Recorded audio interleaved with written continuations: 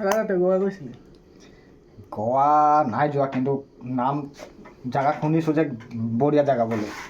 গোৱাত না মই এটা হোটেলত আছিলোঁ। হোটেলটো মানে এনেকুৱা, তাত মানে 8 ঘণ্টা ডিউটি কৰ, খোৱা পৰা তাত খোৱালৈকে মানে ৱাইফাইলৈকে তাত ফ্ৰী আছিলে।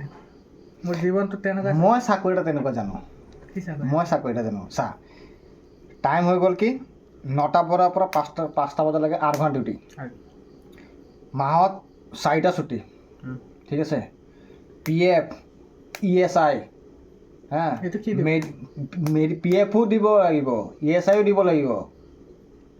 তই গোৱাৰ কথা কৈ আছোঁ না, মই ইয়াৰে কথা কৈ আছোঁ, আমাৰ ইয়াৰে কথা কৈ আছোঁ।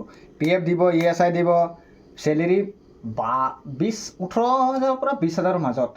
ক'ত? এনেকুৱা কিবা চাকৰি পালে মোক কবি, মই যাম তাত, গম পাইছ নাই? এনেকুৱা কিবা চাকৰি পালে মোক কবি।